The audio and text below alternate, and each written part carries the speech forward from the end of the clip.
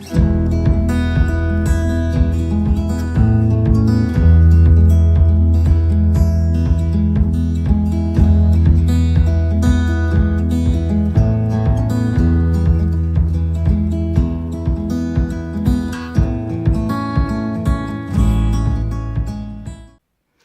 guys, it's Simone. Welcome back to my little podcast, My Handmade Life. This is episode 2, and today I'm going to tell you a little bit about all the projects I've going on, of designs for the fall that I'm working on, and some shawls for the summer.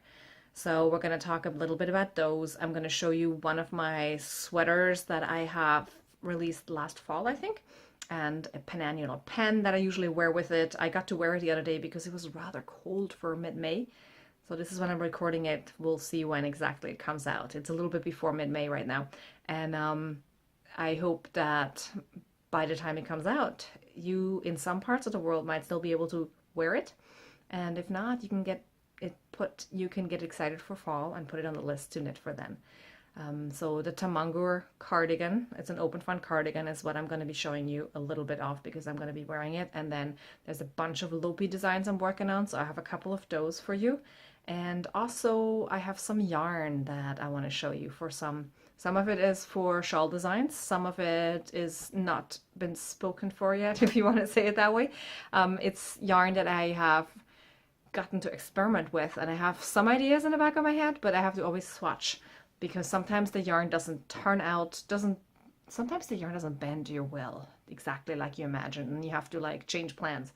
I did a swatch with one of the yarns, and now I'm using that pattern with a different yarn combination. So we'll show you some of those, and if we have time, we might go walking a little bit for a hike. And there's going to be a tutorial, just a basic tutorial on how to do a long tail cast on. Okay, well, let's get started. Thank you for watching.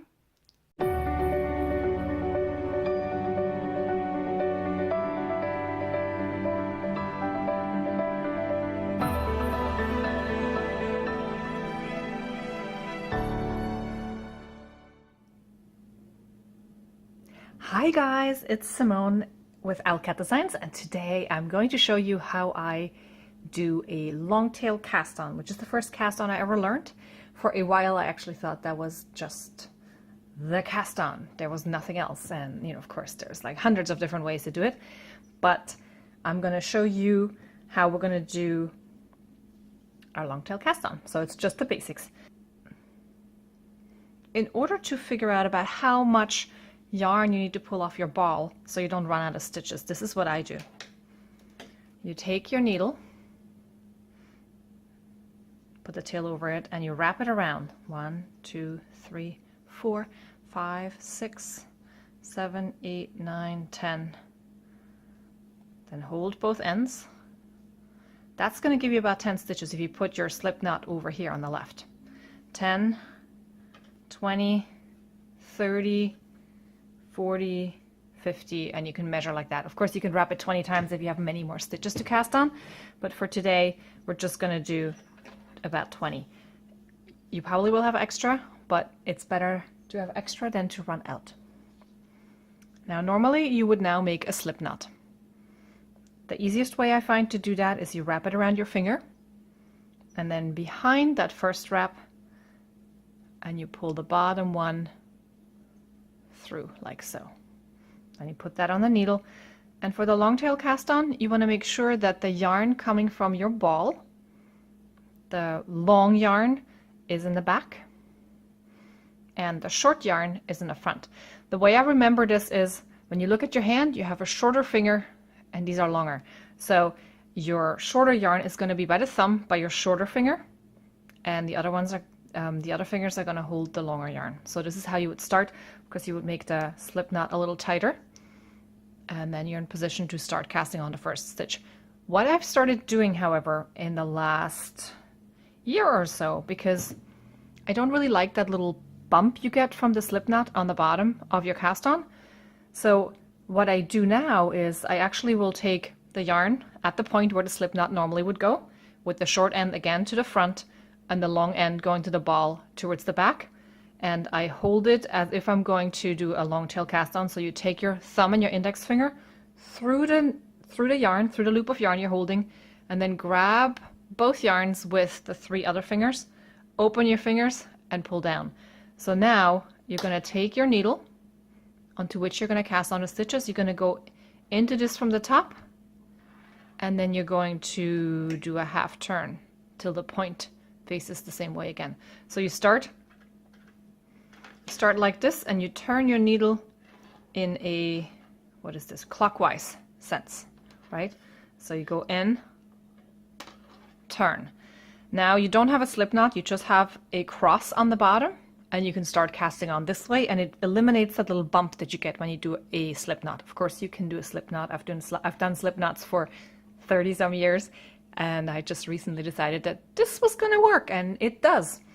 So here we have our first stitch.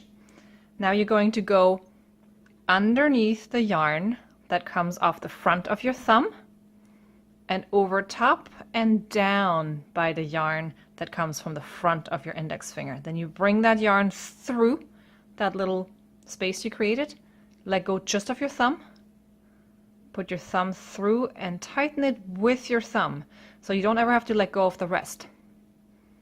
Okay, again, you're going to go to the front.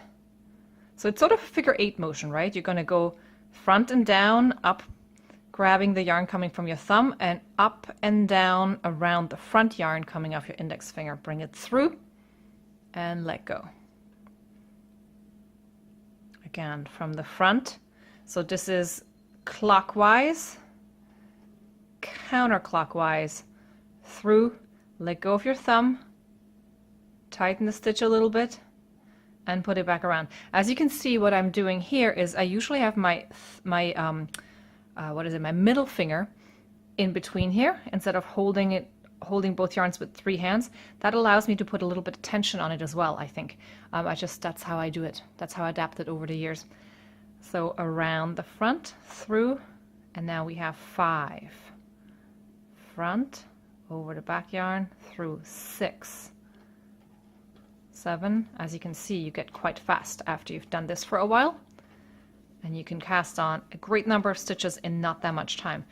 If you have a large number of stitches, I recommend that after every 10 or 20 you'll put a marker in, so that if you lose count, you don't have to go count all of them again, although you probably should anyway, in case you have like a stitch pattern that really depends on how many stitches you have, and it'll look really wonky and off, because you don't want to knit across 327 stitches and you thought you had 325 or 329, and now you're at the end of the pattern and you have to figure out what to do.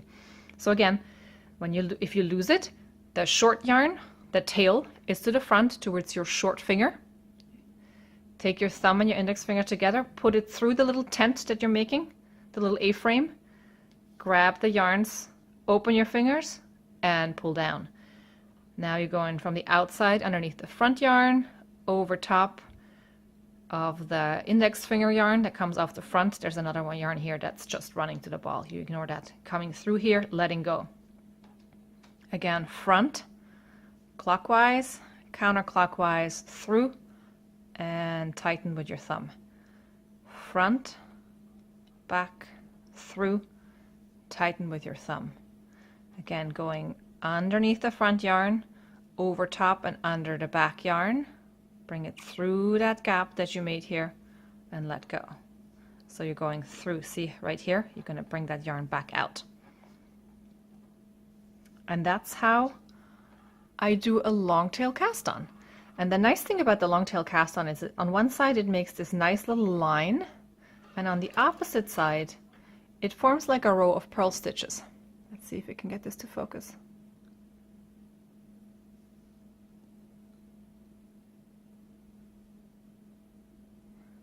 On the other side it forms a row of purl stitches, and so a lot of times, depending on if you're working in the round, so often I will use that as a design element.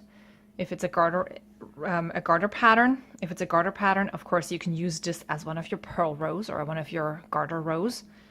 And I like that little line that it forms on the bottom of things. So when I do a hat, usually this is what I will use as the right side, but I have done it differently depending on what the design I feel calls for. So I hope this was helpful. This was just a regular long tail cast on with a slip knot or no slip knot. As you can see over here, without the slip knot. Without that slip knot, it kind of gives it less of a, it doesn't give it a bump down there. It doesn't give it that little knob that you get, well, that little knot that you get from the cast on. It just has a little loop. Thanks for watching. I'll see you next time.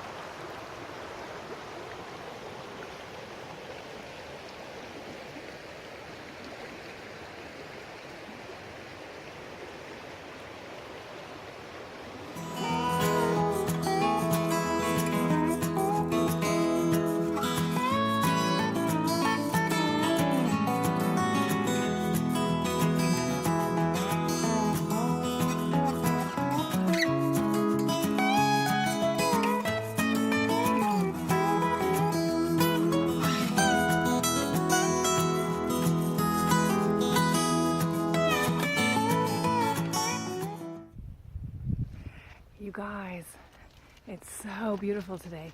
It's just a little bit humid, but there's clouds, so it covers up the sun nicely. But look at those flowers on the path behind me. It looks like snow, and there's a whole lot more in front. You will see in just a second.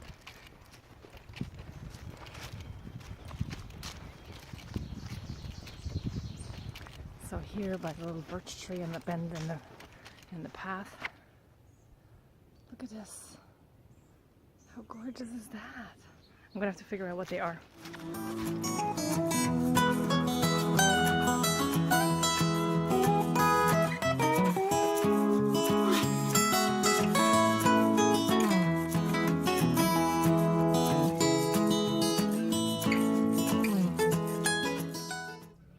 Hi guys. So I'm sitting here by the lake, or by the, I'm not sure what it's called. It's like an arm of the lake. It probably has a different name than arm of the lake, but I can't think of it right now. We'll look it up in my little map. The Cove. I'm sitting here by one of the coves of Beltsville State Park, and I'm having a little picnic because I just hiked a bit, and it's lunchtime. And I'm listening to the geese who are landing on the lake over there, or on the cove. Maybe you can hear that.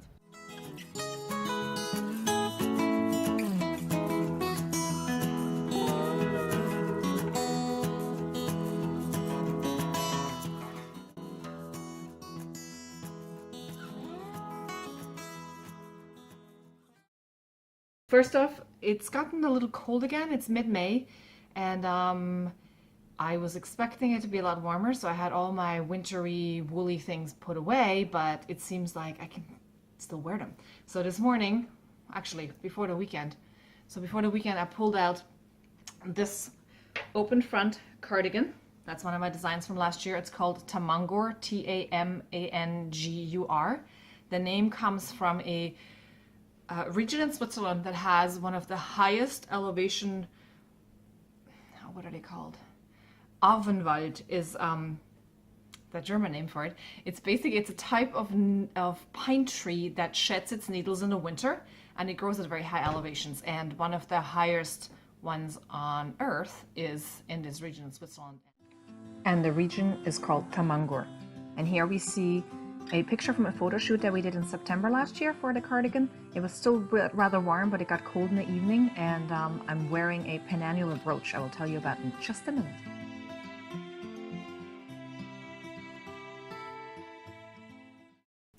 So here is the Penannular I was telling you about.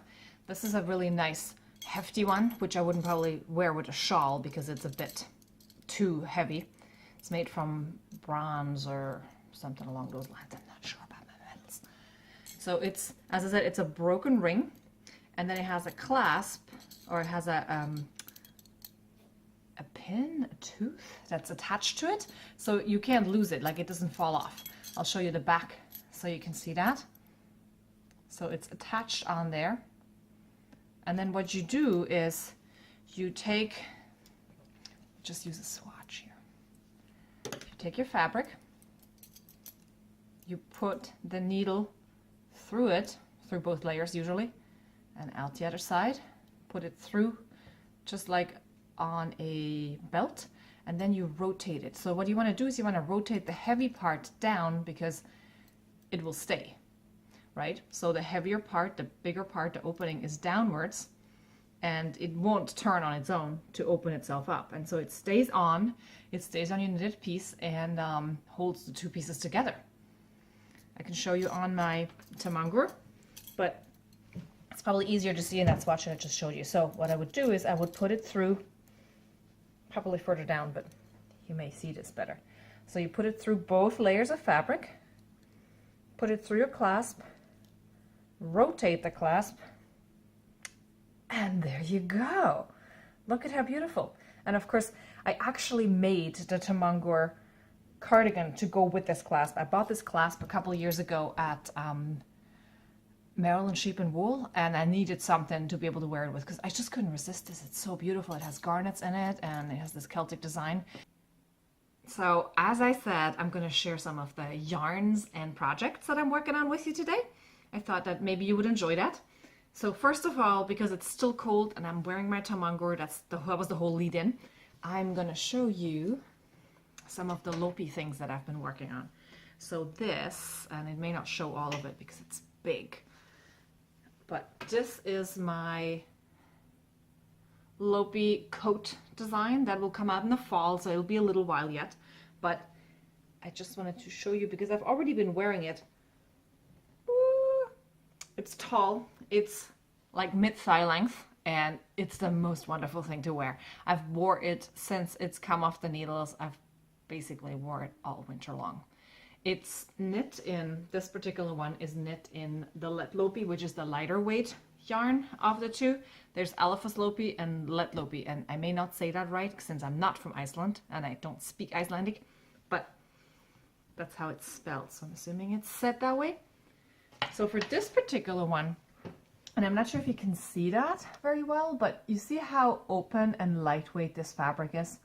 So what I did is I actually knit up, it's extremely lightweight as a piece, but what I wanted to say is I knit up the entire design in the Let Lopi, but using a gauge that would be normally used for the heavier, for the bulky weight Lopi.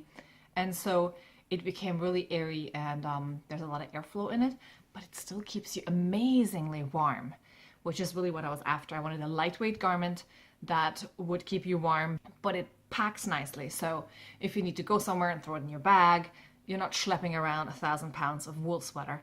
It is lightweight. It's like a cloud that keeps you warm. It's super awesome. I totally love it. And of course, because I had bought this yarn a while ago, it was a color that apparently was a limited edition summer color or something, this particular yellow here. And so it seems like you can't get it anymore. You might be able to get it in Iceland, but the ones that are distributed in the US, there's not the exact color left. And I know when I publish a pattern and the color's not there anymore, everybody's really sad. So I'm reknitting it in different colors, but I will still be wearing this because I love it. I know it's not as soft as I make it look, but it's not meant to be underwear. It's meant to be an outer layer, okay? And it really isn't bad. It's not like super scratchy. For me, it's not pokey, but again, I don't wear it next to my skin. But what I did is I used Unicorn Fiber Wash. They have a fiber conditioner, I think it's called. I'm going to see if I can find a link to that too. It softens the fiber amazingly, so it does feel a lot softer once it's been blocked and washed. So that said, I will show you now the new version that I'm working on, which is in colors that are readily available. Bear with me. So we're not very, very far into this yet, but this is the same yoke. And it always amazes me just how different things look when you use different colors for stuff. So this is going to be in blues and browns and a light gray. And again, it is knit, really lightweight. You can actually see through it when you look from the other side. And you might be able to see my finger here poking through, which is what I wanted. I wanted it to be lightweight and airy. So there's that. These are the two colors that I'm working with right now for the yoke. And then I also have another one in the works, which you may have seen on my Instagram if you follow me there. If not, jump on over there and find OwlCatDesigns. I'm pretty much OwlCatDesigns everywhere. And I should probably tell you that story at some point, but the reason I'm OwlCatDesigns is because my last name, Kereit, is probably a bit harder to remember for most people, and so I decided, growing up in Switzerland, it's not a Swiss name. My father, as I said, was from Lithuania. My mom is from Switzerland. I grew up in Switzerland. My dad's been there for years and years and years, but his family name is from somewhere else. And so even growing up in Switzerland, I would have to spell it constantly. So when I moved here, it didn't improve, of course. And so I decided that as a business name, in order for people to remember, it needed to be something that was a little bit more commonplace than Kereit. And so OwlCatDesigns, because we have cats, or at the time was I have cats, and one of them looks very much like an owl when she's caught doing something she's not supposed to do. And her ears like go to the side. She's the really fluffy one that I have. There's more to that story, but that's for right now. We're going to share that. And let's get on to the next sweater here. So here, this is a heavyweight, or the Lopi sweater that I have in the works. And I just love this raspberry color. I forget what it's called. But again, I think I'm just in love with all these heathered colors, or these like colors that have different bits of other colors blended into them, which is also probably why I really love Harrisville Designs yarns, because they have that same thing going. Brooklyn Tweed does too, as does Green Mountain Spinnery. Some of the yarns from Cascade and from Knit Picks are like that. What else? Yeah, and of course Lopi is like that. Some of them, some of the colors are like that. Some of these other ones that I used for the blue one that we just saw are a little bit, I mean, this is also a heather. This has like whitish, grayish colors and blue fibers blended into each other. Some of them are solid, but this one is just, it has these tiny little flecks of this yellow in it, which is probably the same yellow that I've used for the accent pieces here. So this will also come out in the fall. This is how far I am right now. I just separated for the sleeves over here, and I will probably do a tutorial on how I like to cast on underneath the sleeves, which is what I've already done here, because I like to do it in a special way. I like to flip the work over and do a knitted cast on. So this will come out in the fall. Put it on the pile over here. And then we have some other things I'm working on right now. I made, maybe you've seen it, I've made a couple swatches here that are ideas and trying to figure out different stitch combinations that I want to use. But the yarns that I have sitting here, oh my goodness, guys, they're so gorgeous. So first of all, I have some amazing yarn from Toby Roxane Designs, and it's a sport weight yarn from Toby Roxane Designs, and I just love the name of her sport weight yarn. It's called Contact Sport. I don't know if you can see that. So I have two colors of her yarn right now. I have Blueberry Fields and I have Nightgown. And let's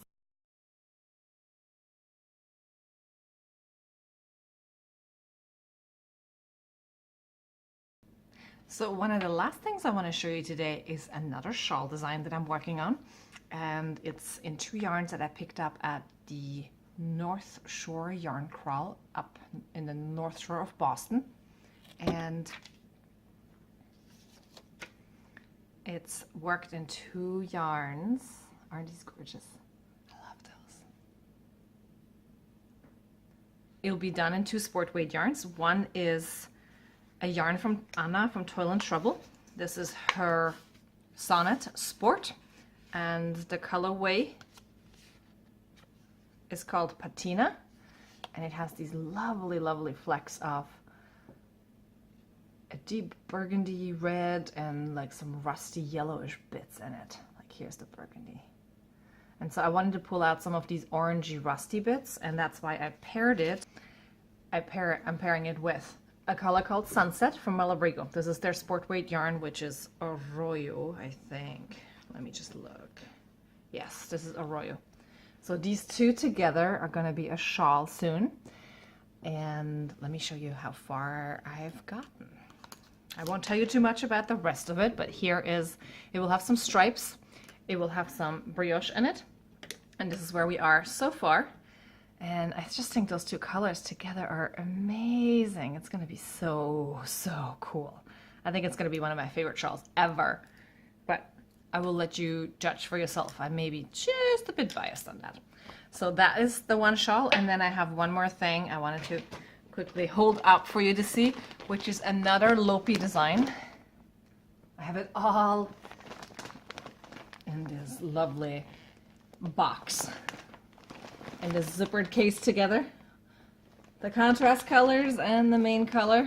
The main color is like a greenish gray color. I can't wait to cast that on. Hopefully I will be able to get started on that design before it gets too hot outside, because it's a bit hard to work on these things when it's really warm.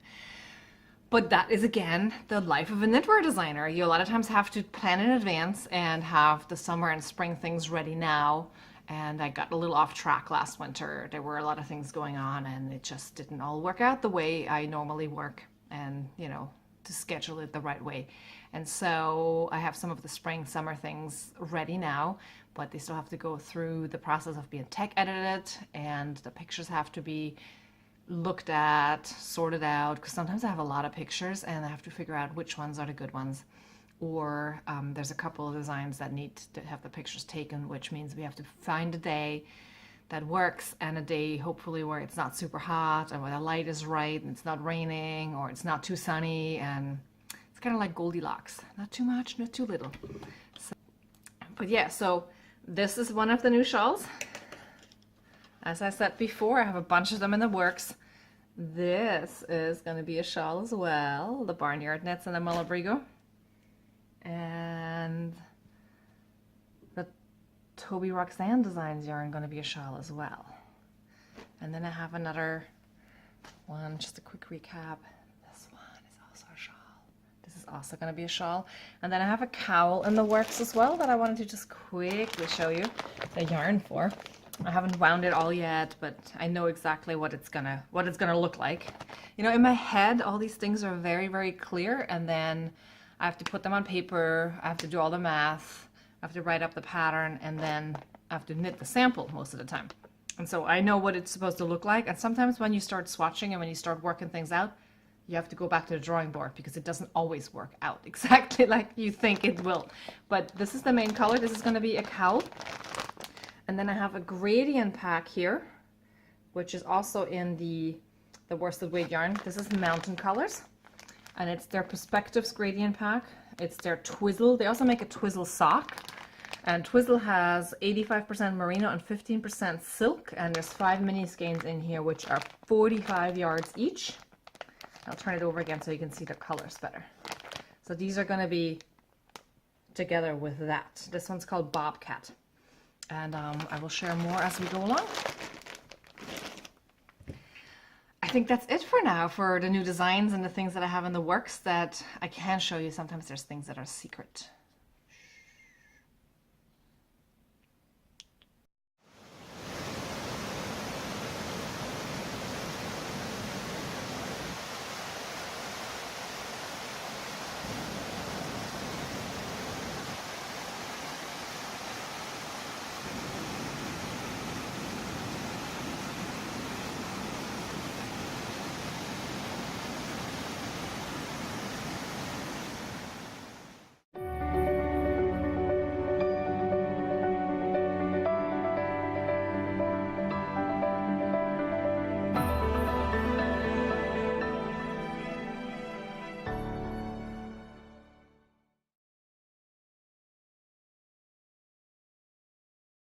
It's a sport weight yarn, and I just love the name of her sport